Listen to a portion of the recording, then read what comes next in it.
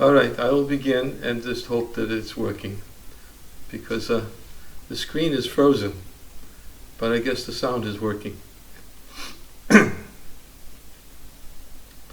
Om Jnana Timirandasya Gyaranjana Salakaya Chakshu Unmilitam Jena Tasmai Shri Gurave Namaha Mukam Karoti Vachalam Bhangum Langayate Garim Yakripatamaham Vande Shri Gurundina Taranam Nama Om Vishnu Padaya Krishna Prastaya Bhutale Shrimate Bhaktivedanta Swami Iti Namane Namaste Saraswati Deve Gauravani Pacharine Nirvishesha Shanyavari Vastyachade Satarine Jai Shri Krishna Chaitanya Prabhu Nityananda Shri Advaita Gadadhar Shivasadi Gaura Bhaktivinda Hare Krishna Krishna Krishna Hare Hare Hare Rama Rama Rama Hare Hare.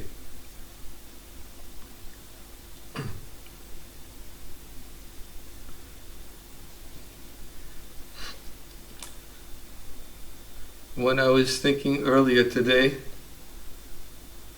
about what I would speak, I was thinking that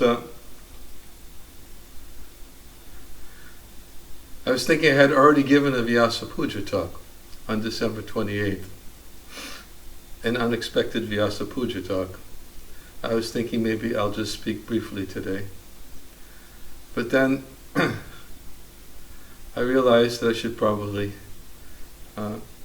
give a talk today also. And then a thought came to my mind.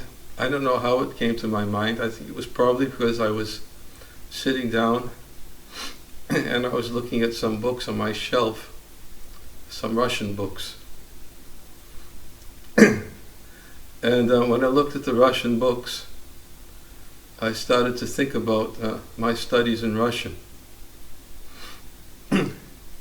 And I'm going to use that as an example of these thoughts that appeared to me, which I feel will be relevant to speak about today.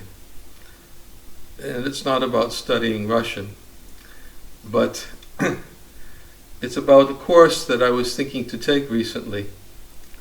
I was remembering that maybe it was early to mid-1990s. I took a course, maybe for 2 months, in Moscow. I was studying Russian. Teacher's name was Yuri. Didn't speak a word of English.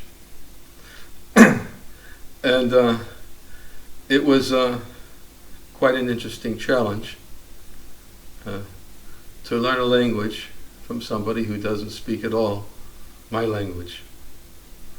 And there were 2 of us at the time. It was myself and Bhakti Vaibhava Swami. And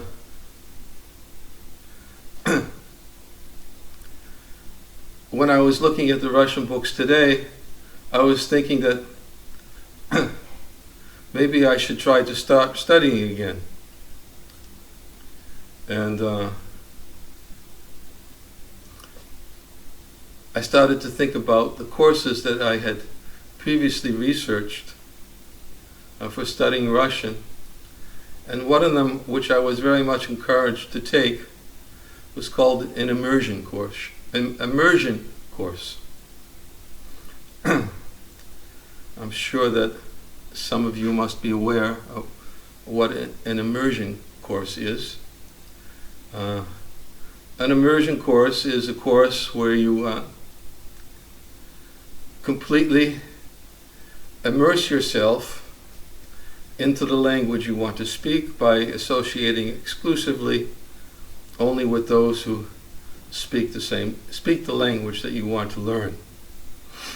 In fact, even that course that I took close to 30 years ago with Yuri, one of the things he used to say to me many times as he was teaching us certain expressions, simple expressions, using grammatical usage, and after maybe 6 hours of study in that way, 3 hours in the morning and 3 hours in the afternoon, after a few days, he would always say to me, if you want to learn, he would say it to me in Russian, I'm not going to speak Russian, but he would say to me in Russian, if you want to learn, then he would point to the window and he would say, na ulica, na ulica. And he would say that to me. Na ulica, for those who are English speaking, means out there. Na ulica literally means on the street, but he meant to say that pointing to the window, it's out there. If you want to learn Russian, you have to immerse yourself. And he would say, take the metro, go buy a newspaper, go to the shop, do everything that you need to do so that you're forced to immerse yourself, not only by studying like you are with me, but when you're forced to immerse yourself outside, na ulica, you'll find that people will appreciate that you're trying to learn their language. People will appreciate by correcting you, and you'll find that it's a far better experience to study a language this way than simply to sit with a teacher and to learn from a teacher. You need to immerse yourself in the language and in the culture. And I did it a few times. It was a challenge. I got by. And but I understood that there was some validity to what he was telling me. That the best way to learn something is to immerse yourself in it, and especially when others are inclined to help you. Now, why am I bringing this topic up? Because I was reflecting on Srila Prabhupada's Immersion Course. He also had an Immersion Course that he was teaching. And for those of us who were thrown into the Immersion Course, we can say na ulica, but I'll probably better to say frame.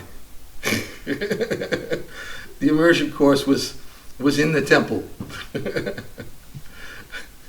Srila Prabhupada threw us into the Immersion Course in the temples. And for most of us who joined in the 70s or earlier, it really was an immersion course on spiritual life. The only thing we did 24 hours a day, and I'm going to read a quote from Srila Prabhupada where he speaks about it, was we'd live in the temple, we'd rise early in the morning, go to the morning program. We had Mangalarti. We didn't have Guru Puja immediately. Guru Puja evolved sometime after I moved into the temple. But we always had a strict morning of chanting our japa, greeting the deities, cleaning the temple, and then the only activities we took part in was either going out on Harinam. Book distribution was only starting at that time, and mostly Harinam, and we would stay out for many hours throughout the day. We'd leave after cleaning the temple. We would go out on Harinam for about maybe 7-8 hours, come back for the evening program. And so it was just Harinam and then some book distribution and deity worship and preaching.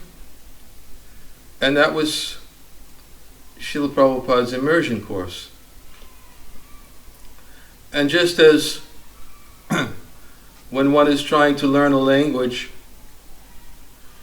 when one immerses oneself in the culture, one derives all the benefits of immersion. In the same way, one of the benefits of immersing ourselves in temple life, in total immersion, was that gradually we learned how to transform our material activities into spiritual activities.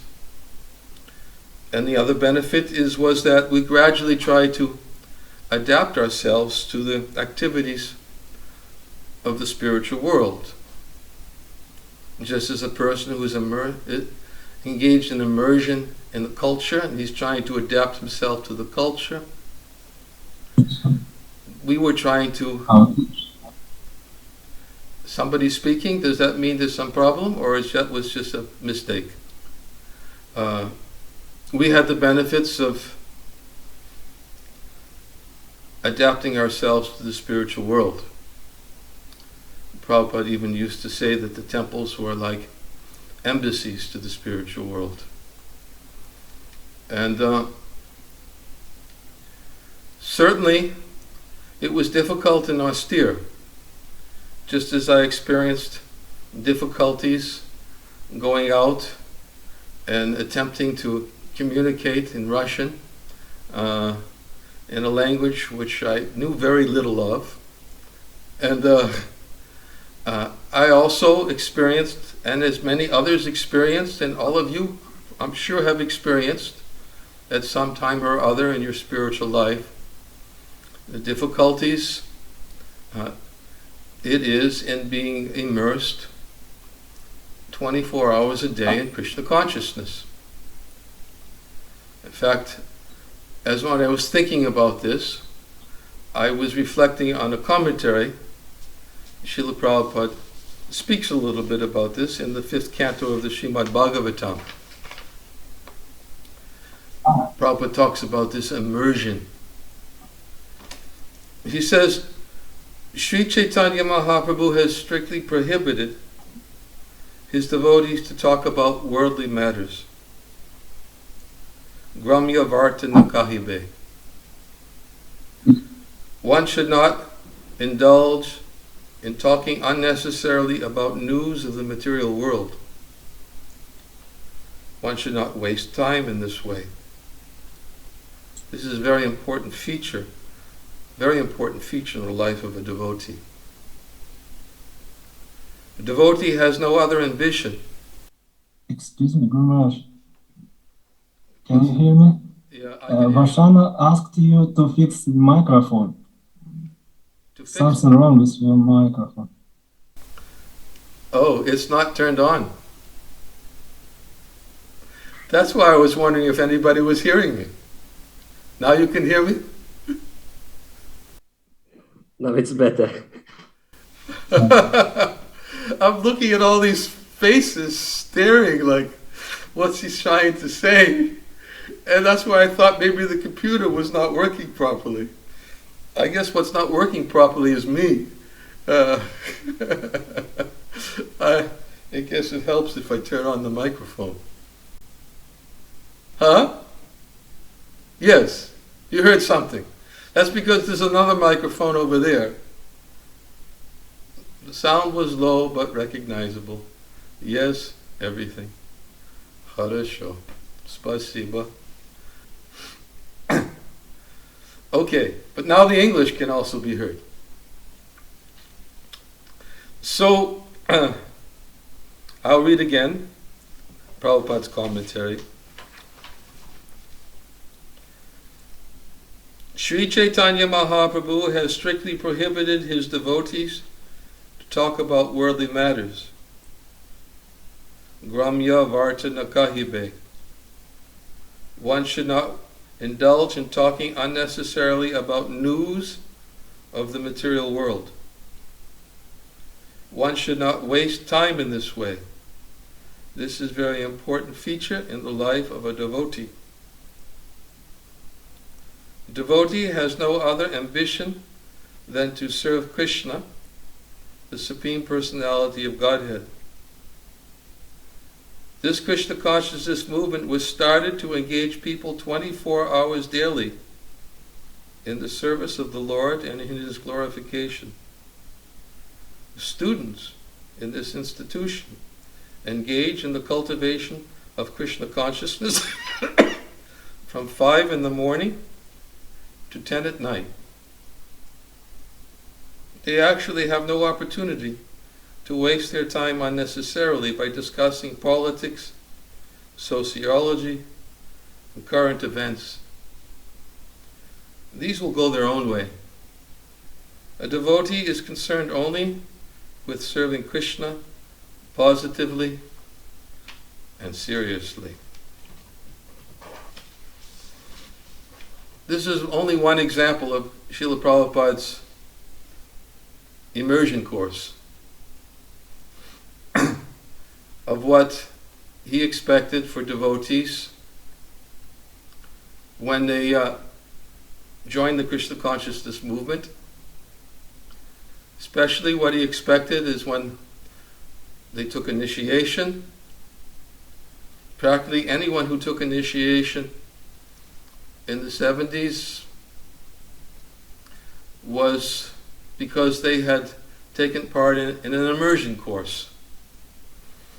And they had lived in the temple for some time, and their daily activities were totally immersed in these primary activities of Krishna consciousness, of worshipping the deities, Harinam Sankirtan, book distribution, preaching, and worship, and basically this was it in temple programs. And as I was saying, for some it was austere. For some it was very difficult. For some, they could not stay. They moved out of the temple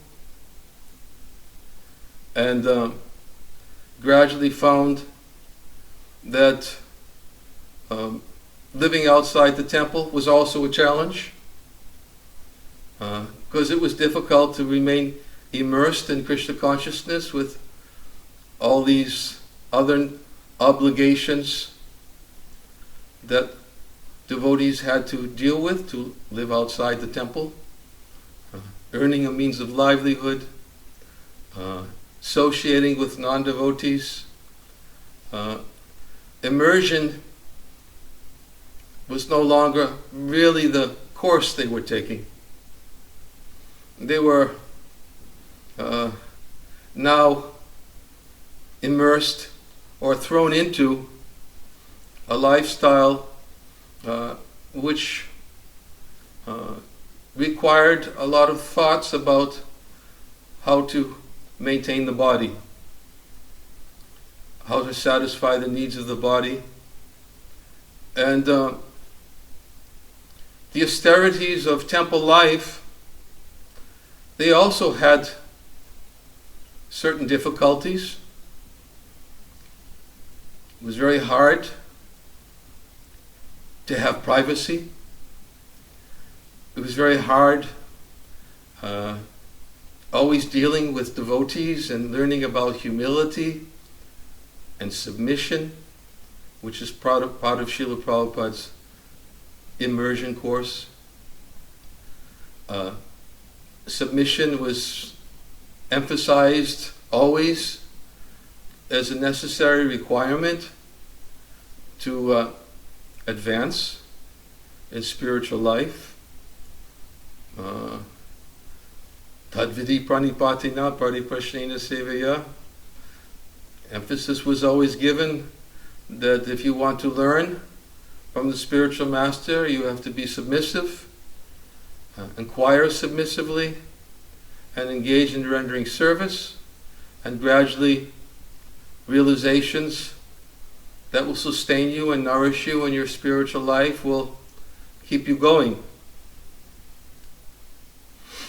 Another type of difficulty, of course, devotees confronted is that not everyone could accept the austerities of temple life. And then as time passed,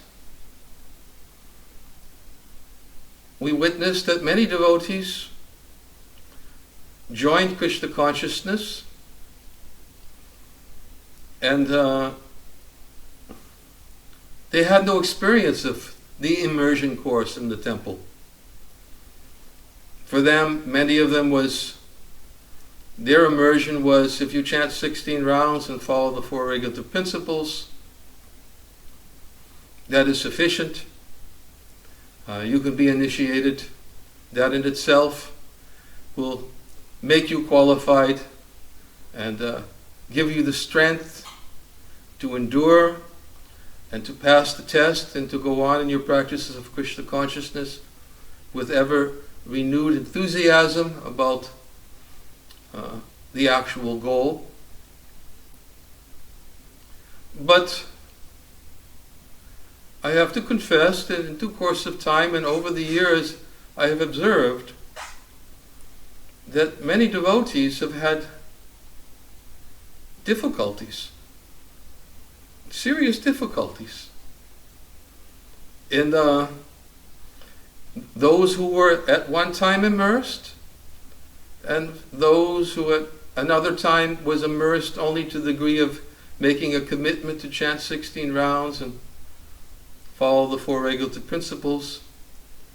Then many difficulties set in. And to explain why is probably beyond the scope of what I want to speak about today.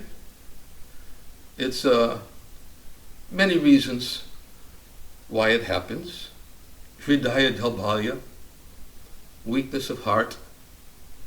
Devotees sometimes experience this weakness of heart, and due to this weakness of heart, although they don't have an offensive mentality, but due to weakness and due to the overwhelming attractiveness of the material world and falling into bad association, which is oftentimes what it comes down to, one becomes affected by bad association, and material desires begin to grow within the heart.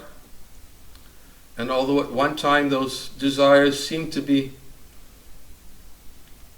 almost, we thought, gone.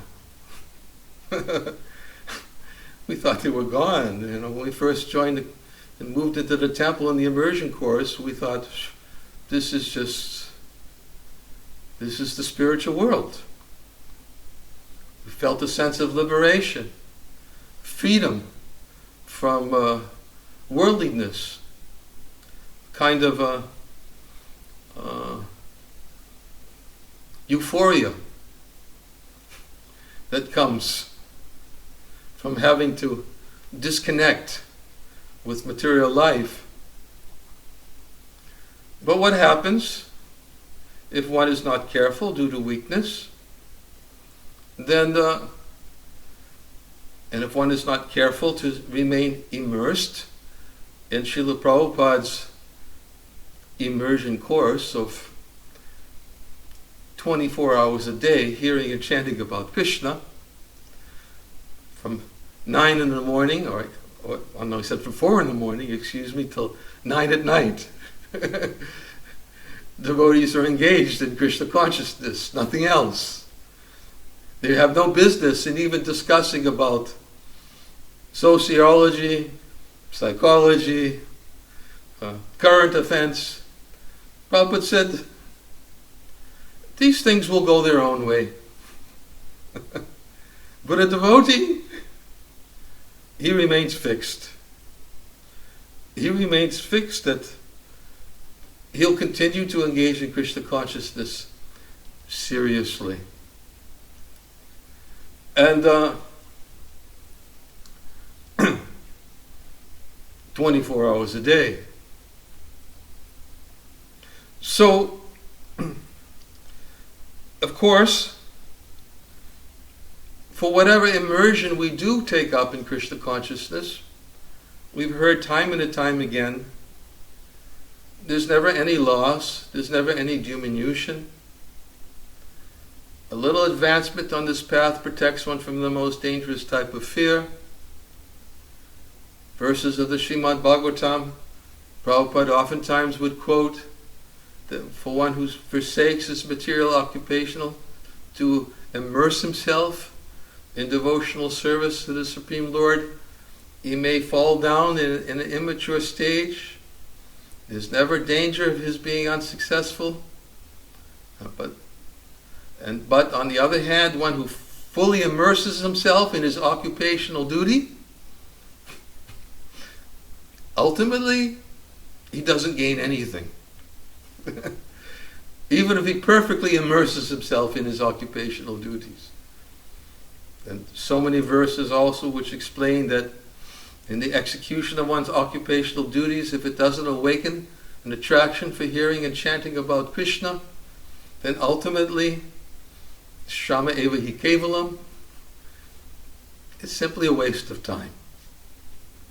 So, emphasis was always there that immersion at any time, at any stage of life, will always be an eternal benefit for that devotee. Why?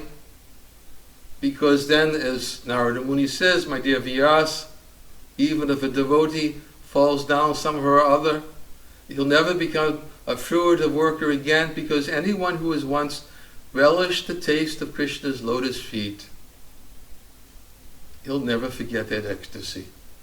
Again and again and again. Even once relishing the taste of Krishna's lotus feet, even once relishing the taste of surrender, even once relishing the superior happiness that comes when Krishna is pleased by our activities, even once relishing the superior happiness when the spiritual master is pleased by our activities, even once, a moment. As the Bhagavatam also states, that what is the value of a prolonged life which is wasted by so many years in this world?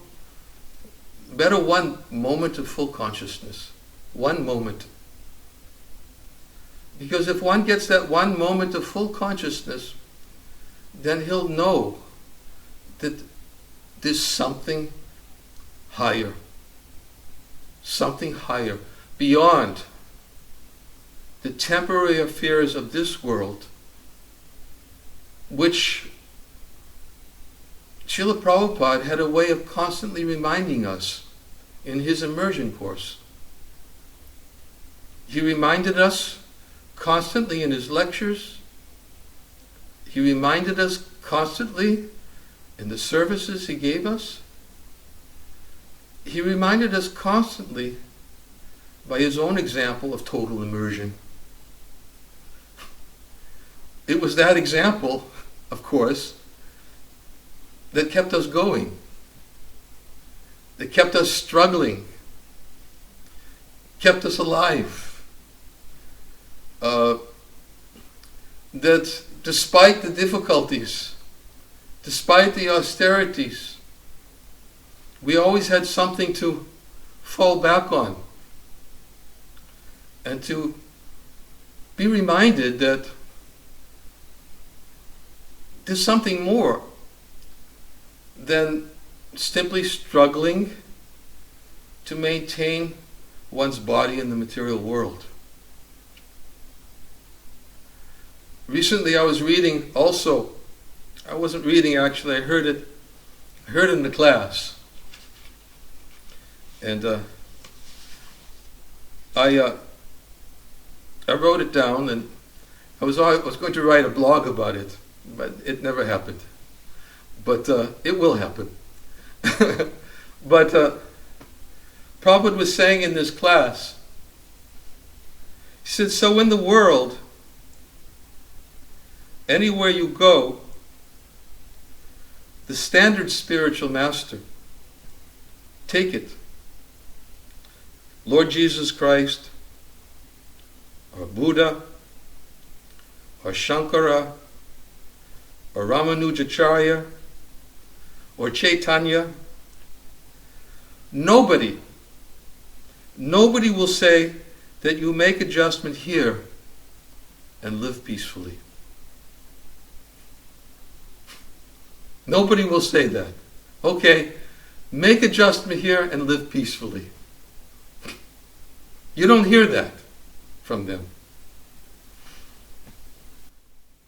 Everyone will say that you have to extinguish this material existence. Lord Buddha says nirvana. Shankara says Brahma Satyam Jagan Mithya.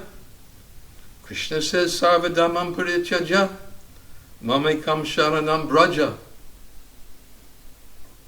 Lord Jesus Christ says that you have to go to the kingdom of God. Just come with me. So nobody says, let us make United Nations organization and stick up thousands of flags and let there be peace and prosperity and let the war go on in any part of the world. That is not spiritual master. Spiritual master means that he is interested with the other world, beyond this material world. That is spiritual master. When I heard this, my hairs were standing on end. I was thinking that, I was thinking something similar to what I spoke about in the last Vyasa Puja. I began my talk by saying, basically I began the talk by saying how I was bewildered that so many devotees are finding, I didn't realize so many people are finding shelter in things that I said, and I understood that it can only be because Srila Prabhupada set the bar so high that I had to constantly struggle. And by that constant struggle, somehow by constantly struggling to follow Prabhupada's footsteps, something's happening. Because certainly I'm not there. I'm like the example we heard today of the offering the Ganges water, a palm of Ganges water to the Ganges. What can I'm the joker, who thinks that, somehow I can pay back the debt to Srila Prabhupada. That it's a joke to think that I can pay back. It's a blessing to be always in debt, because Prabhupada's left me always in debt.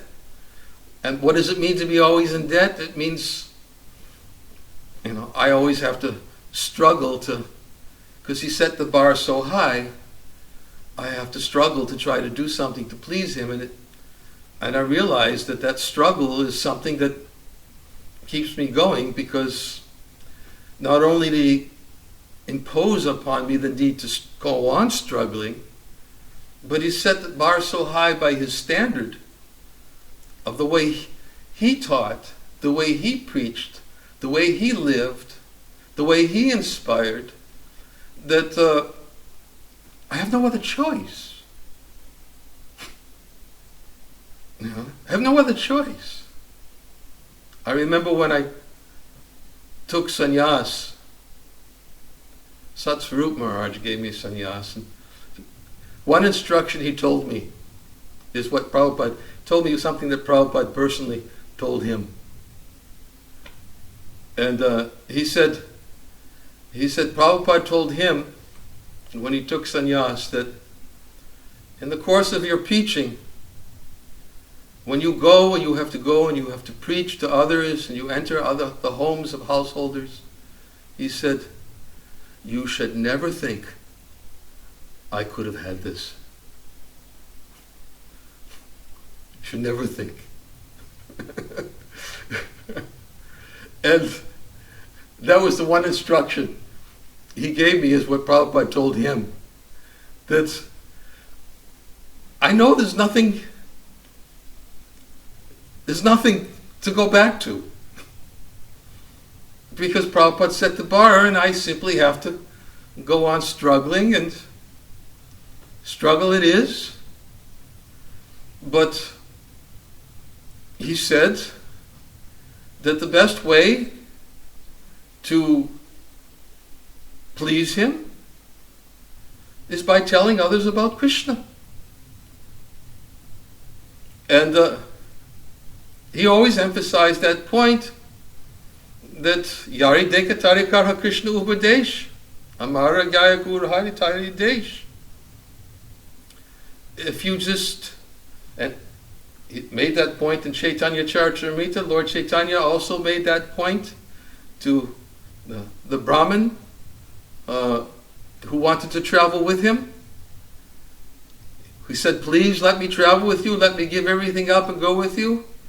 And Lord Chaitanya said, no, you should simply tell everybody about Krishna. And if you tell everybody about Krishna and you're always speaking about Krishna, then there will be no obstacles whatsoever in your household of life. No obstacles. Immersion. Why? Because it's the goal. It's the goal.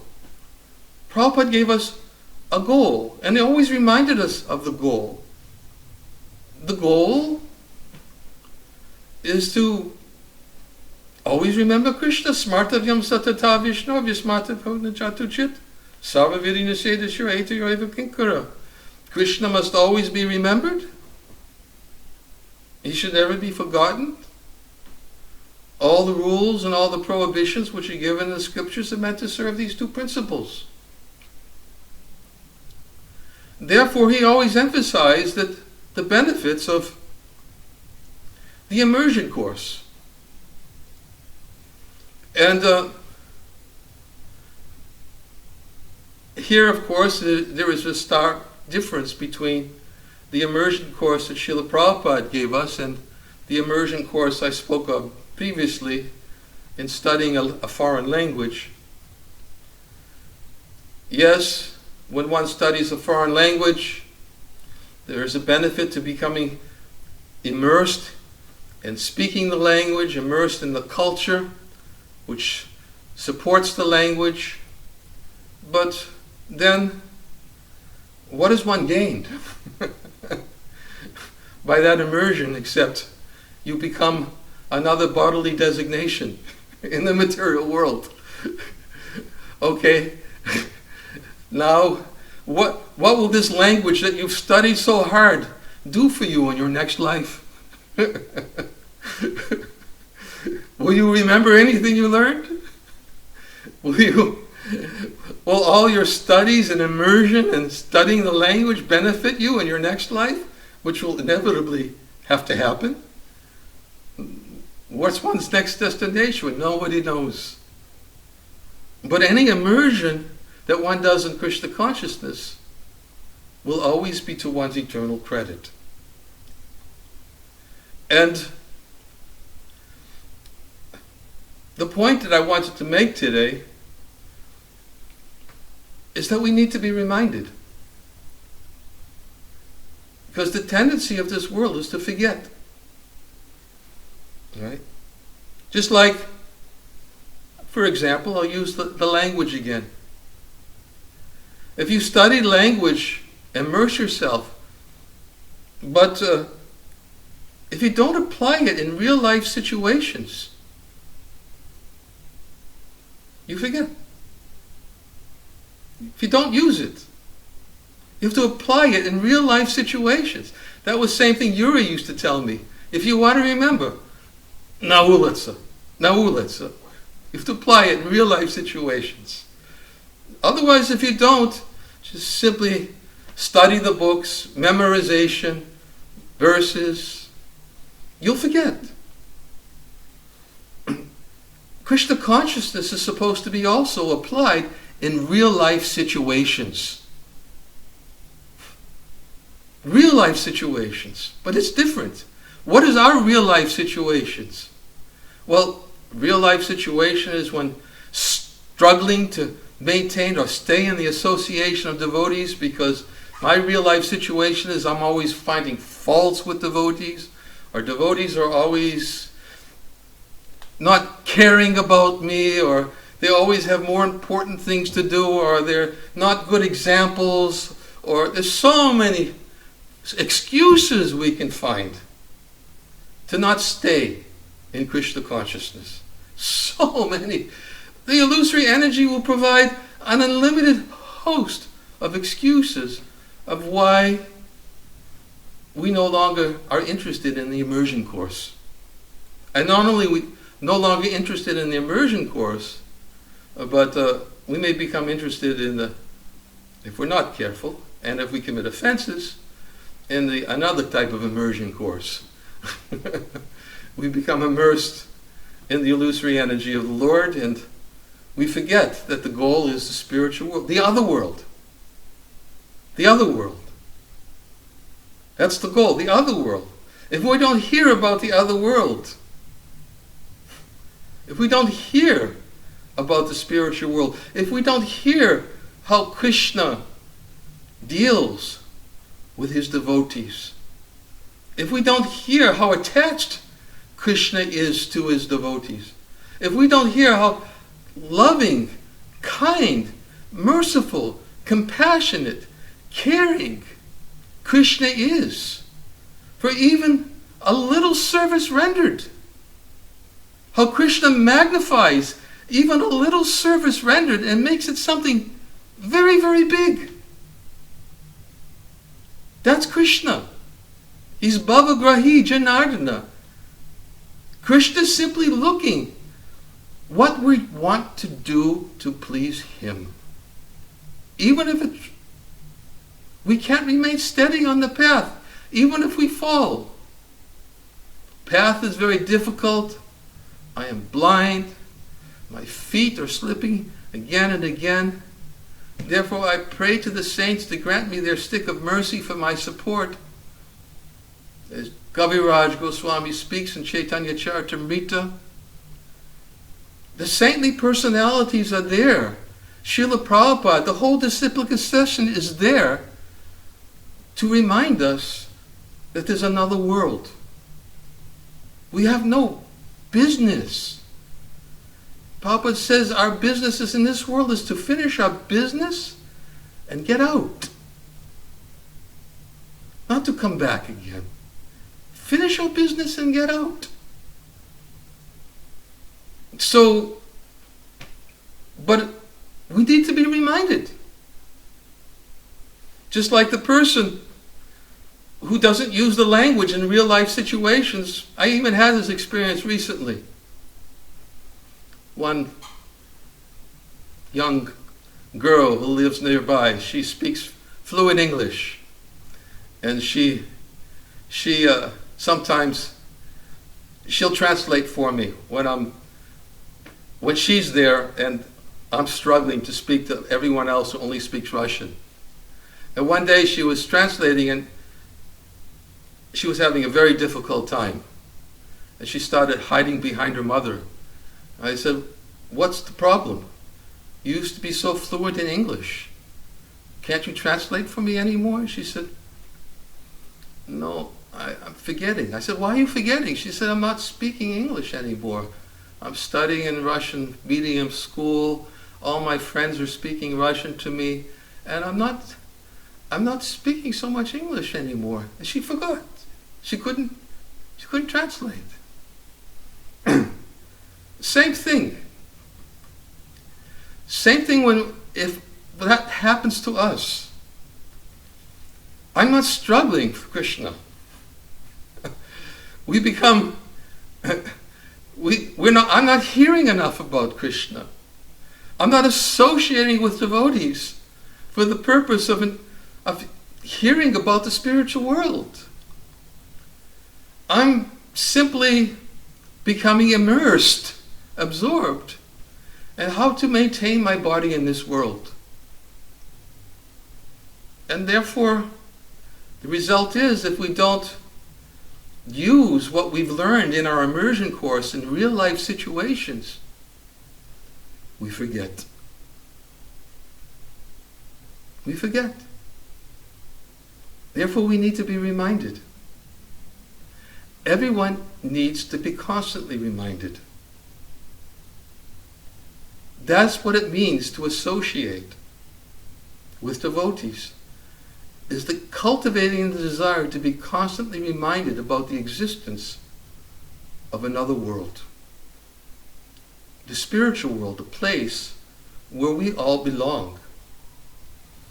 And the more we hear about it, the more we increase our faith that it exists, then the more we'll be willing to accept whatever austerities are necessary to go on hearing. Because that's, in the third canto of the Srimad Bhagavatam, Lord Kapila Dev says this hearing the message of Srimad Bhagavatam is the easiest process of self-realization.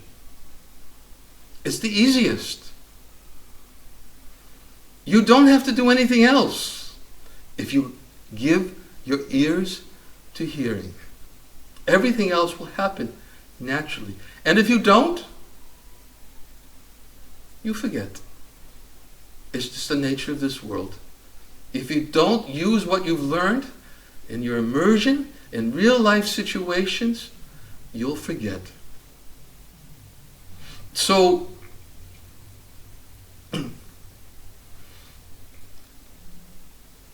I wanted to speak about this. I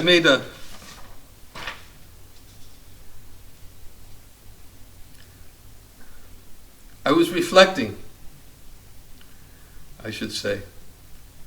I was reflecting on Gopakumar. We've been hearing, for those of us who've been participating and listening to Gopakumar's journey, for me it was like an immersion course also. I'll tell you honestly. I was and still am very inspired by this immersion course that Sanatana Goswami is teaching about the spiritual world, and using Gopakumara as the reference for understanding his example of immersion. Gopakumara, he was given this mantra. He was told by his spiritual master, please just chant this mantra faithfully,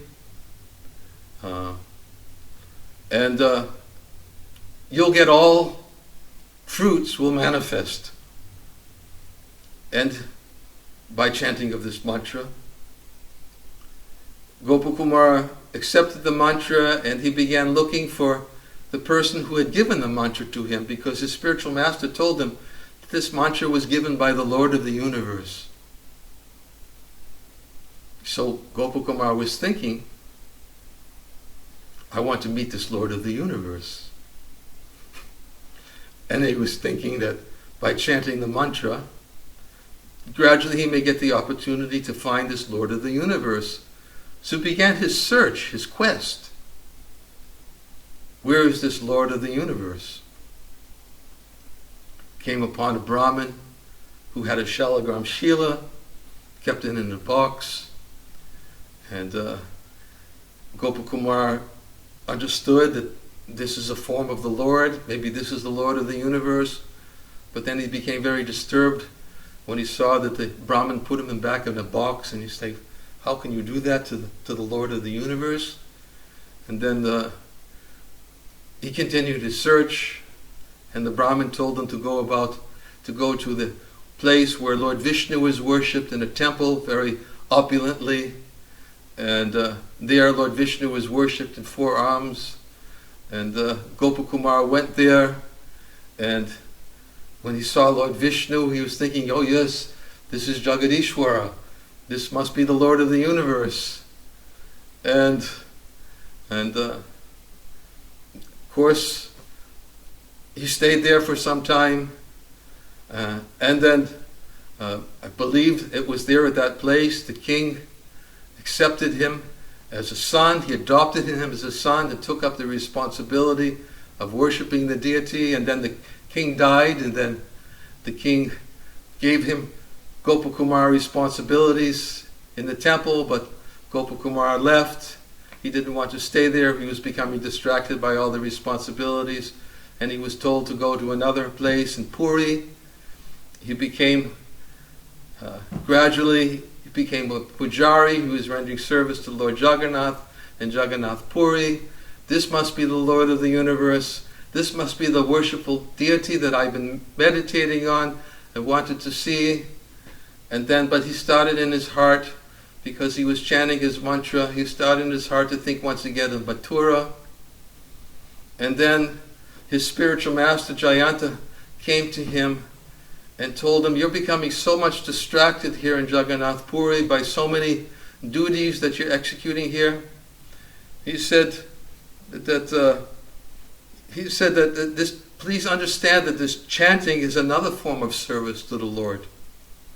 Have faith in this and never give it up. Never give up your japa, is what his spiritual master said to him. Never give up your chanting of this mantra. Gopakumar was living in the temple. He left the temple. Not only was he living in the temple, he was serving the deity in the temple. He was directly engaged in seva of the deity. He was made responsible for all the worship of the deity. But he also, one can say, he left his service in the temple and went someplace else. But he didn't give up. He didn't give up his chanting. He didn't give up, the goal that his spiritual master had given to him. Spiritual master told him, by this mantra, may you always remain as a cowherd boy. May you achieve the fruit of this mantra always, and may you live forever. He blessed him. Just continue to chant this mantra. And then, in other words, he remembered. He was reminded all along the way. His spiritual master came to remind him. And then, when he went to other places, to other regions, he had services there. He went to the heavenly planets. He became Indra. He went to Satyaloka, took up the service of Lord Brahma. Then he went to Mahakalapur. Then in Mahakalapur, he was instructed by the personified Vedas, scriptures, who helped him. Because of his sincere chanting, he always had help all along the way. He got instructions, he got blessings all along the way. Because he was always fixed on remembering what was the goal. Then the Vaikuntha Dutas appeared before him. They gave him good instruction. They told him to go back to Mathura to hear Srimad Bhagavatam and the association of the Brahmanas. Then After hearing Bhagavatam, he met his spiritual master again. Spiritual master this time gave him full blessings, everything he needed to continue to move on. He was taken to Vaikuntha. His journey was one of always moving forward. Even though externally, one can say, it looks like he gave up a lot of service along the way. Looks like, he was a temple president, he was in charge of the heavenly planets, he had all these responsibilities, but he gave it up. So someone may say, is this irresponsible? No, it wasn't irresponsible. Because every step of the way, he was always reminded of the goal. He was reminded of it, and he was blessed to continue, especially by Narada Muni, who gave him so much instruction in Vaikuntha, instruction in Ayodhya, Dwarka, Uddhava in Dwarka, also gave him so much instruction. Help was there. He was always reminded. He needed to be helped. He needed to be reminded. And he accepted that as the mercy of the Vaishnavas. Because he had faith. He had faith in the goal. This kind of faith requires constant nourishment. And if we don't nourish the faith, we'll forget. That is the nature of this world. I'm not saying that in any way that we can only get it from one source. I have emphasized in this discourse, it can come from many sources. If one has faith in pure devotional service, then one can hear it from whoever lips it comes from. But nourishing that faith is essential. If one wants to avoid forgetting what is the goal. So, that is the objective that Srila Prabhupada desired to create for the followers of the Krishna consciousness movement. That is the objective. We oftentimes speak about what makes Prabhupada happy, what pleases him.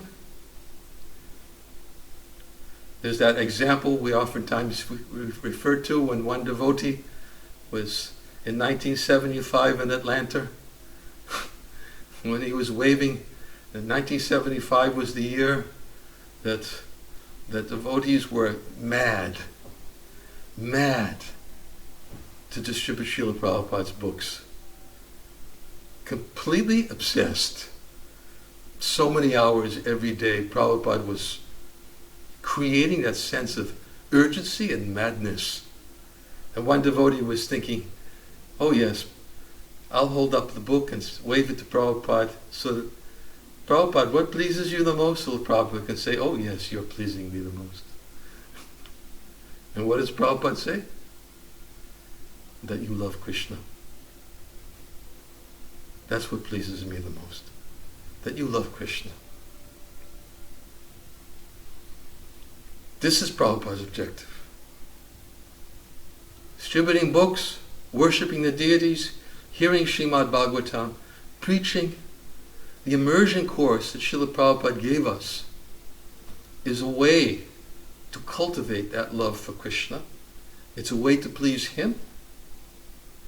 And wherever we can go to be constantly reminded so that we don't forget what is the goal.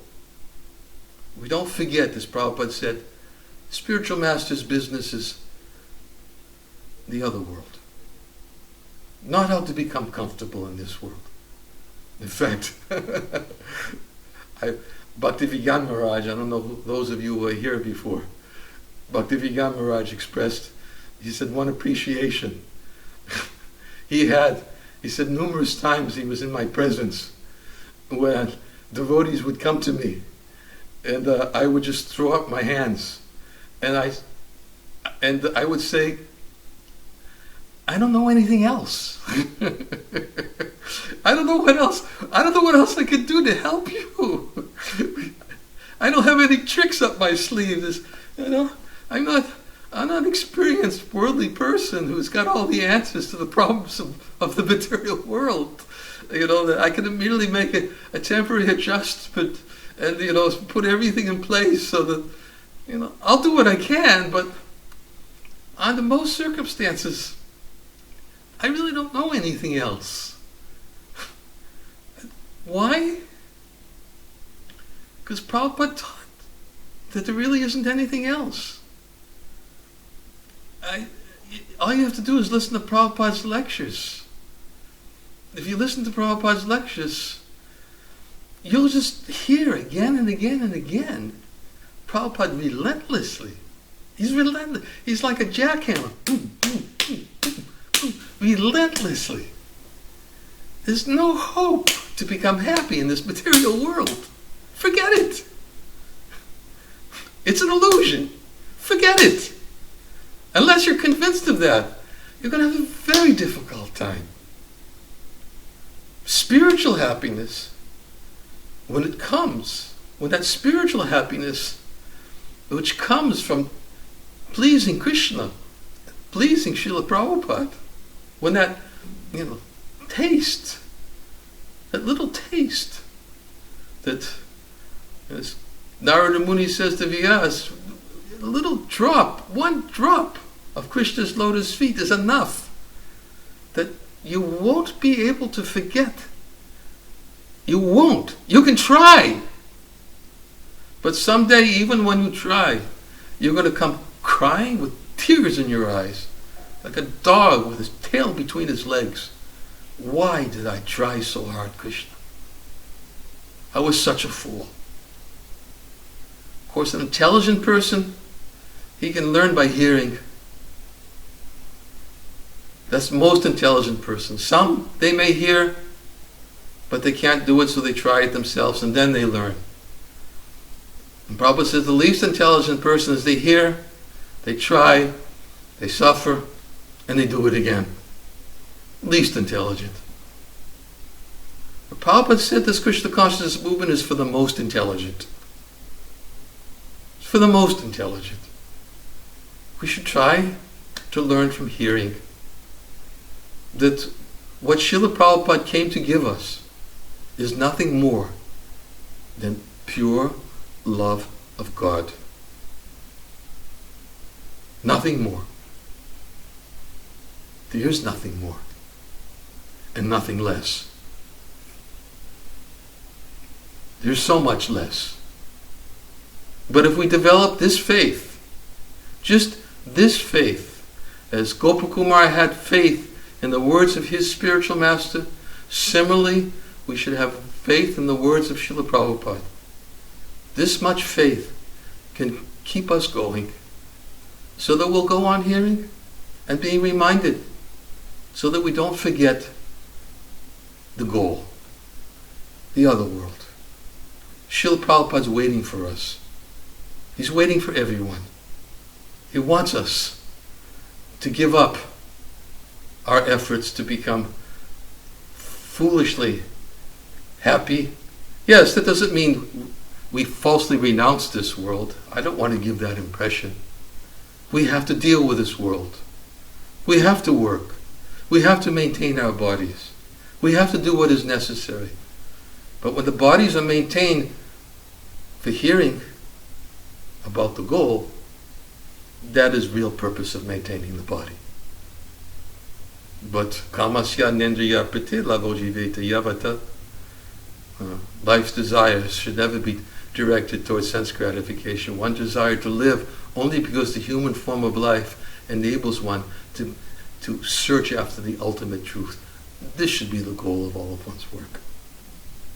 This is the goal of all of one's work. This is what Srila Prabhupada came to teach. We're simply his servant. And if I can somehow preserve the mood that he created by his preaching, I can preserve his desire to somehow help others to realize what Srila Prabhupada wants for all of us, not only for his disciples, but for generations to come.